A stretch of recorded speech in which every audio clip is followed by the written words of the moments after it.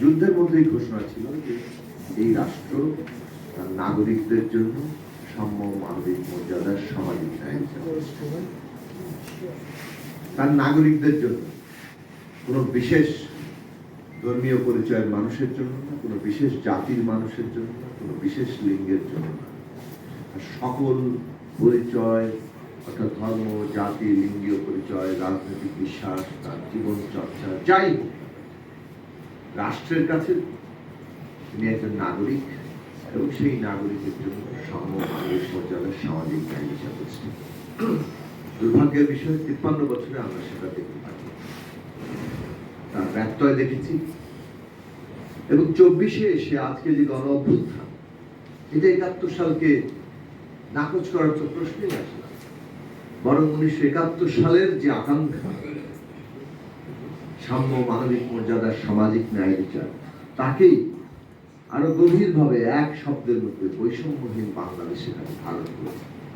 আমাদের তরুণরা, তরুণ ছাত্র, শ্রমিক, আমাদের জনতা বুকের রক্ত দিয়ে যে অভ্যুত্থান করেছে, সেই অভ্যুত্থানের লক্ষ্য হচ্ছে বৈষম্য, কারো প্রতি বৈষম্য, এবং সে কারণে ওটা 71 সালকে রিক্লেইম করে, অর্থাৎ তাকে আবার নতুন করে দাবি করে, হাজির করে।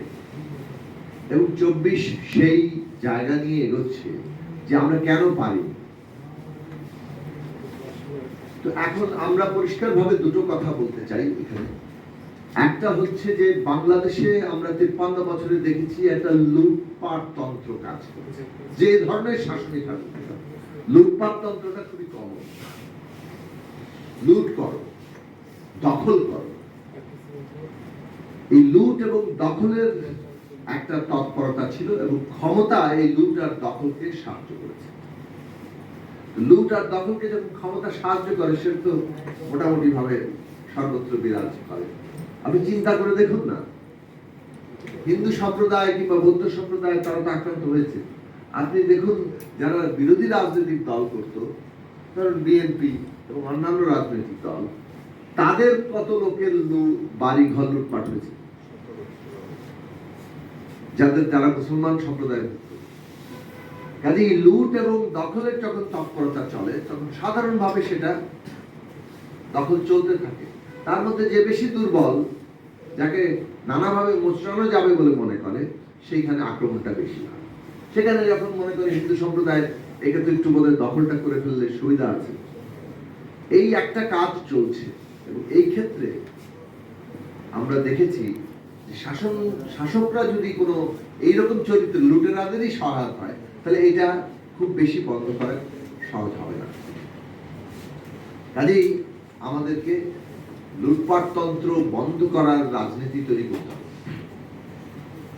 এবং সেই ক্ষেত্রে আমরা যে রাষ্ট্র ব্যবস্থার বদলের কথা বলেছি, সেইটা গুরুত্বপূর্ণ। কিন্তু রাষ্ট্র ব্যবস্থার ক্ষেত্রে আমরা দেখেছি যখন রাজনৈতিক উদ্দেশ্যে এই সম্প্রদায়ের উপরে হামলাগুলো হয়, তখনও তারা আসলে নানাভাবে তাদের যে ভূমিকা সেটা সহায়কের জায়গায়।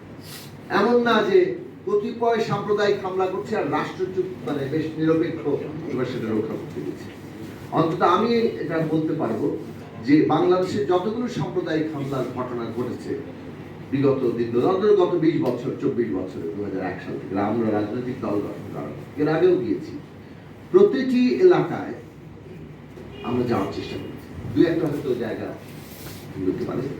বিগত এই 10 বছরে আমি ডক্টর জাফরুল্লাহ চৌধুরী, তাকে স্মরণ করি, বহু জায়গায় তার সাথে গিয়েছি, আমরা ঘটনা তদন্ত করেছি এবং আমরা দেখেছি যে হামলার ঘটনার পরে পুলিশ এসে উপস্থিত, তখন প্রশাসনকে দেখা যায়, হামলার আগে আর প্রশাসনকে দেখা যায়। ঘটনাটা ঘটানো হচ্ছে, উত্তেজনা তৈরি হচ্ছে, হামলা হচ্ছে, তারপরে হচ্ছে। তারপরে এর মধ্যে একটা পরিকল্পনা আছে। আমরা এইবারে দুর্গাপূজার আগে যখন প্রধান উপদেষ্টার সাথে দেখা করলাম, আমরা এই পয়েন্টটি পরিষ্কার করে তুলেছি যে প্রশাসনকে জবাব দিতে হবে। ওই ডিসি, এসপি, ইউএনও, ওসি প্রত্যেককে জবাব দিতে হবে যদি তার এলাকায় এই ধরনের ঘটনা ঘটে। কেন তিনি সেটা প্রতিরোধ করতে পারলেন না? আজকে পর্যন্ত বাংলাদেশের কোন প্রশাসনকে জবাবদিহিতার আওতায় আনা হয়নি যে আপনার এলাকায় ঘটনা ঘটলো কেন। যদি ওইটা চাপ দেওয়া হয়, তাহলে রাষ্ট্র তার পজিশনটা নেয়, ফলে কেউ যদি একটা চেষ্টাও করে সেটাকে ঠেকানো সম্ভব। তো সেই জায়গায় অবস্থানটা আমাদের পরিষ্কার করতে হবে। এখন রাজনৈতিক এই উদ্দেশ্য কিন্তু আছে। একটু আগে মান্না ভাই বললেন যে তার ছাত্র জীবনেও এই অভিজ্ঞতা হয়েছে, জগন্নাথ হলে যতই বক্তৃতা করেন ভোট তো তারা পাবেন না। বাংলাদেশে এটা একটা পলিটিক্যাল পারসেপশন, আমি এটা পুরো ঠিক মনে করি না, কিন্তু এটা পলিটিক্যাল পারসেপশন যে বাংলাদেশে হিন্দু সম্প্রদায় সবাই আওয়ামী লীগকে ভোট দেয়। এই পারসেপশন যতক্ষণ থাকবে ততক্ষণ পর্যন্ত কিন্তু আপনি রাজনৈতিকভাবে নাজুক অবস্থায় থাকবেন, মানে আপনি আক্রমণের লক্ষ্যবস্তু হবেন, আপনি ব্যবহারের লক্ষ্যবস্তু, ব্যবহারের উপযোগী থাকবেন। কারণ আপনি তো একটা গোষ্ঠীকে ভোট দেওয়ার জন্য আপনার ধারণা, কাজে এটাকে পক্ষে বিপক্ষে ব্যবহার করা যায়। আজকে দেখুন, যখন ডোনাল্ড ট্রাম্পের টুইটারে আসে বাংলাদেশে বিশৃঙ্খলা চলছে, এখানে হিন্দু সম্প্রদায় সংখ্যালঘুর উপর হামলা চলছে, তার তো একটা রাজনীতি আছে। এখানে যে ঘটেনি তা না, কিন্তু এই 5 তারিখের পরে অনেকগুলো হামলার ঘটনা ঘটছে। আমরা প্রত্যেকটি ঘটনা, যেটা একটু আগে সাইফুল হক ভাই বললেন, প্রত্যেকটি ঘটনা, আপনারা তখন সরকার ছিল না, কিন্তু এখন তো সরকার আছে, প্রতিটি ঘটনার তদন্ত করতে হবে এবং প্রত্যেকটি ঘটনার বিচার করতে হবে, তার জন্য কমিশন করেন, প্রয়োজনীয় ব্যবস্থা নেন, ক্ষতিপূরণ সহ। অভ্যুত্থানের চেতনা হচ্ছে এইটা। অভ্যুত্থান যখন এই কাজ করতে পারবে, বাংলাদেশের সমস্ত হিন্দু সম্প্রদায়, বৌদ্ধ সম্প্রদায়, খ্রিস্টান সম্প্রদায়, চাকমা, মারমা সহ সকল নিপীড়িত জাতি সবাই এই অভ্যুত্থানকে নিজের অংশ মনে করবে। কাজে সরকারকে আমরা বলবো যে অভ্যুত্থান সকলের অধিকার মর্যাদা প্রতিষ্ঠা করা। কাজে আপনি এই বাংলাদেশের কোন সম্প্রদায়, বিশেষত যারা সংখ্যা দিক থেকে কম, তারা এই অভ্যুত্থানকে নিজের মনে করবে যদি তার নিরাপত্তার জন্য সরকার দৃঢ় এবং কার্যকর জোরালো পদক্ষেপ নেয়। আমরা সেই দাবিটা করব।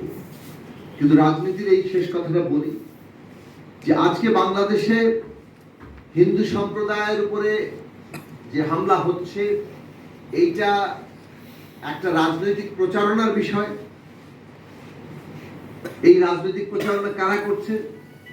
আওয়ামী লীগের লোকেরা করছে, ভারতের পত্রপত্রিকা, সংবাদ মাধ্যমের একটা অংশ করছে, যুক্তরাষ্ট্রের কাছে এটা বোঝানোর চেষ্টা করা হচ্ছে। তারপরে এটা একটা রাজনীতির জায়গা।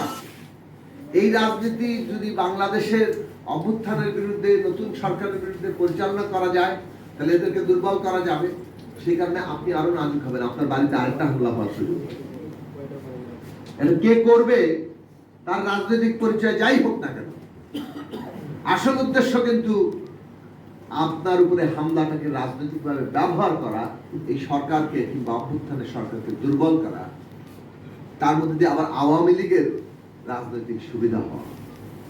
আজকে বাংলাদেশে এই রাজনৈতিক জায়গাটা ভেঙে দেওয়া দরকার। আপনাদের কেবলমাত্র, আপনারা স্বাধীন নাগরিক, কেবলমাত্র মানে রাজনীতির খুঁটি হয়ে ব্যবহারের জায়গায় যারা তখন এখানে থাকার হবে, তখন ততই বেশি রাজনৈতিকভাবে ব্যবহৃত হয় এবং তার জন্য কখনো হামলার শিকার হবে, কখনো আপনাদেরকে ব্যবহার করবে। অনেকগুলো বড় বড় পোস্টে কিংবা কিছু কিছু জায়গায় আপনাদেরকে নিয়োগ দিয়ে সাধারণভাবে বাংলাদেশের সংখ্যাগরিষ্ঠ হিন্দুদের স্বার্থ হানি করা হয়েছে। বিগত সরকার বেশ কিছু আইন শৃঙ্খলা বাহিনী সহ বেশ কিছু গুরুত্বপূর্ণ সরকারি পদে হিন্দু সম্প্রদায়ের লোককে নিয়োগ দিয়েছেন, এইভাবে যে বাংলাদেশের মধ্যে হিন্দু সম্প্রদায়ের লোকরা খুব ভালো আছেন। ভালো কি ছিলেন সংখ্যাগরিষ্ঠ হিন্দু সম্প্রদায়ের মানুষেরা? ভালো ছিলেন না। কাজে ওই জায়গাটা করা দরকার যে কখনো এই ধরনের ব্যবহার করা হয়, আবার তখন আপনার বাড়িতে হামলা করে সেটার বিরাট প্রচারণা তৈরি করে এইখানে রাজনৈতিক ফায়দা নেওয়ার চেষ্টা করা। কাজে আমাদের এখানে এই নতুন একটা রাজনৈতিক বন্দোবস্ত যেটা দরকার, সেটা হচ্ছে সরকারের আমরা যে সংবিধান করব, আমরা যে রাজনৈতিক ব্যবস্থাপনা করব সেটা থেকে, কিন্তু রাজনৈতিক চর্চার মধ্যেও নতুন বন্দোবস্ত আসা দরকার। এবং সেই বন্দোবস্ত বাংলাদেশে আমরা একটা গণতান্ত্রিক রাজনৈতিক শক্তি করে তুলতে পারছি না। গণতন্ত্র, মানবাধিকার, ওই যে সাম্য, মানবিক মর্যাদা, সামাজিক ন্যায় বিচার, বৈষম্যের বিরুদ্ধে লড়াই, এই সবকিছু তখনই সম্ভব যখন সত্যিকার অর্থে এটাকে ধারণ করার একটা গণতান্ত্রিক রাজনৈতিক শক্তি থাকবে। আওয়ামী লীগ সেই গণতান্ত্রিক রাজনৈতিক শক্তি না। হিন্দু সম্প্রদায় কিংবা তাদের মধ্যে যদি কারোই ধারণা থেকে থাকে, বাংলাদেশের কোন নাগরিকের ধারণা থাকে, এটা এখন এই ভাঙতে হবে। এই গণতান্ত্রিক রাজনৈতিক শক্তি হিসেবে তারা তাদের নিজেদের মৃত্যু ঘটিয়েছে। 1600-র উপরে আমাদের সন্তানদের উপরে তারা গুলি করে তাদের নিজেদের ক্ষমতা টিকিয়ে রাখতে চেয়েছে। এমনকি 5 তারিখ সকালেও তারা সমস্ত রাষ্ট্র শক্তিকে ব্যবহার করতে চেয়েছে আরো বেশি গুলি করে হত্যা করে তাদেরকে টিকিয়ে রাখার জন্য। সুতরাং এই জায়গাটা আমাদের আজকে বাংলাদেশের নতুন যাত্রার খুবই গুরুত্বপূর্ণ পয়েন্ট অফ ডিপার্চার। গণতান্ত্রিক শক্তি গড়ে তুলে আমরা আমাদের জীবন দিয়ে এই দেশের মানুষের অধিকার এবং মর্যাদা রক্ষা করাই। আপনাদের সবাইকে ধন্যবাদ।